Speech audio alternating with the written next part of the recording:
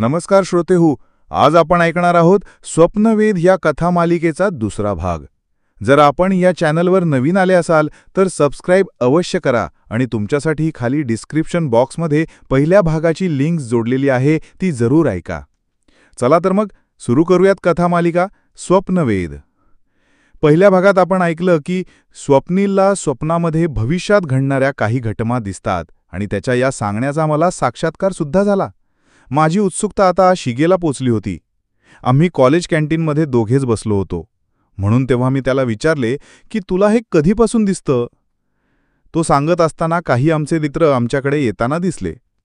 या गोष्टीची वाच्यता नको म्हणून त्याने ती गोष्ट अर्ध्यावरच सोडून दिली। दुसऱ्या दिवशी पुढची घटना ऐकायची होती। कोणताही व्यक्ती नको म्हणून आम्ही कॉलेज संपल्यावर सरळ स्वप्नीलच्या घरी गेलो। स्वप्नीलच्या आईने आम्हाला मस्त वाफाळलेली कॉफी आणून दिली। त्याच्या स्टडी रूममध्ये बसून कॉफीचा आस्वाद घेत ऐकत होतो। स्वप्नीलने सांगायला सुरुवात केली। बाबांनी आईला सोडवले आणि चेहऱ्यावर पाणी मारून शुद्धीवर आणले। पोलीस पोहोचलेलेच होते। त्यांनी आपली चौकशी चालू केली। इन्स्पेक्टर आईला म्हणाले, कसे घडले हे सविस्तर सांगा। आई घाबरत बोलली, ते 3 दरोडेखोर होते। त्यातील एक जरा बुटका आणि दोघेजण उंच आणि तब्येतीने भारत असतं।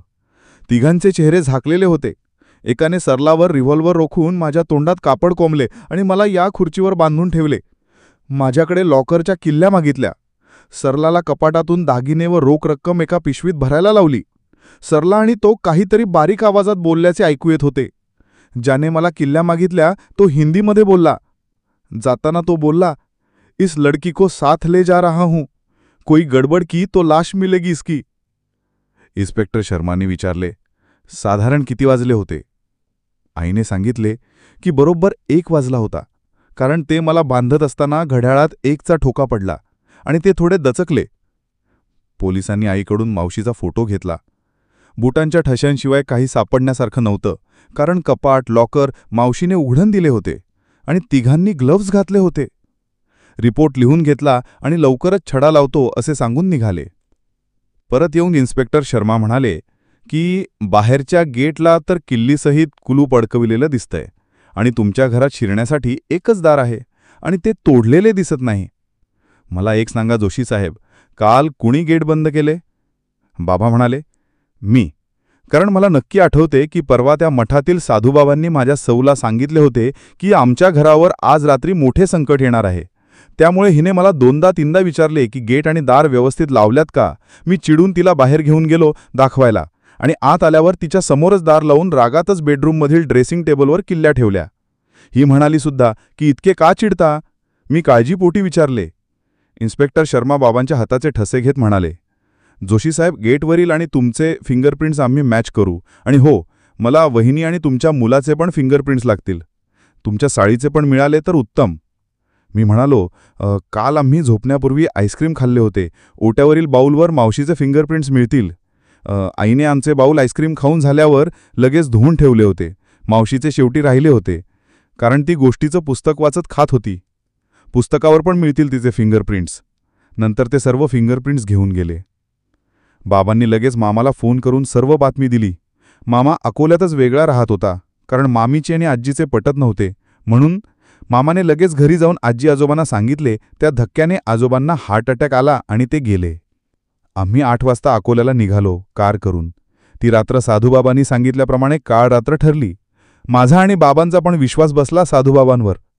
2 दिवसांनी बाबांना फोन आला पोलीस स्टेशनमधून, जोशी साहेब, गेटवरील आणि तुमच्या साडीचे फिंगरप्रिंट्स मॅच झाले आहेत। ही गोष्ट बाबांनी फक्त मलाच सांगितली, कारण आई आणि मामावर आधीच दुःखाचा डोंगर कोसळला होता।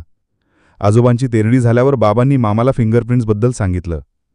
आता शोध घ्यायचा होता मावशीचा। पोलिसांनी मामाला मावशीविषयी जुजबी प्रश्न विचारले। मामाने काही माहिती लपवल्याचे आम्हाला नंतर कळले। उदकशांती करून आम्ही परतलो। नंतर आम्हाला कळले की साधूबाबांची तब्येत ढासळत आहे। आम्ही तिघही मठात गेलो। साधूबाबा बसलेले होते। मी नमस्कार करताना मनात अविश्वास दाखवल्याबद्दल त्यांची माफी मागितली। साधूबाबांनी माझ्या डोक्यावर हात ठेवताच डोक्यात प्रचंड झिणझिण्या आल्या आणि दुसऱ्या क्षणी साधूबाबांनी मान टाकली।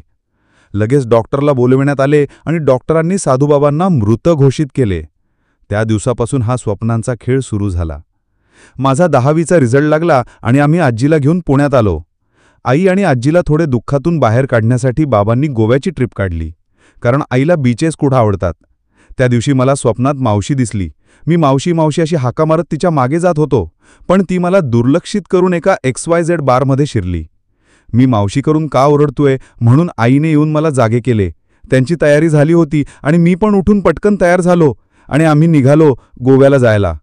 मी आणि बाबा बराच प्रयत्न करत होतो आई आणि आजीचे मन हलके करण्यात.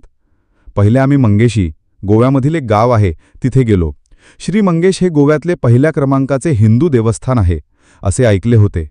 श्री मंगेशाचे लिंग सुंदर असून आसनस्थ चेहरा शांत आहे. तिथला परिसर अत्यंत रमणीय आहे. देवळाच्या प्रवेशद्वारापर्यंत दोन्ही बाजूंना नारळाच्या रांगा आहेत. दर्शन घेऊन खूप प्रसन्न वाटले. रात्री तिथे थांबून दुसऱ्या दिवशी पणजीला जायला निघालो. तिथे आम्ही गाईड घेतला. एका ठिकाणी आल्यावर मी धबकलोच.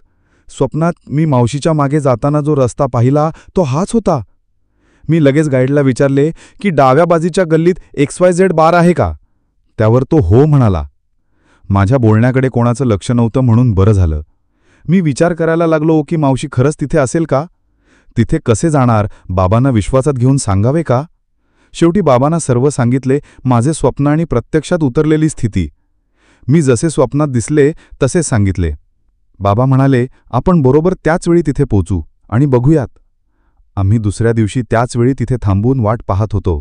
जे मी सांगितले ते प्रत्यक्ष घडत होतं. बाबांचा तर विश्वासच बसत नव्हता. आम्ही तिच्या मागे मागे जाऊ लागलो. ती डाव्या हाताला वळून त्या बारमध्ये गेली.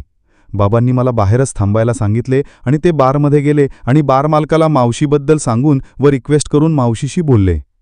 त्या दिवशी रजा घेऊन तिने आम्हाला तिच्या घरी नेले. झोपडी वजा घर पाहून वाईट वाटलं. बाबांचा पारा चढलेला होता.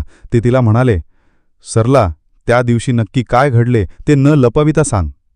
तिने सांगायला सुरुवात केली. तर श्रोतेहो, कशी वाटली तुम्हाला ही कथा ते कमेंट करून नक्की सांगा. अजून सबस्क्राईब केलं नसेल तर अवश्य करा. एक लाईक तर अपेक्षितच आहे. तोपर्यंत गुड बाय.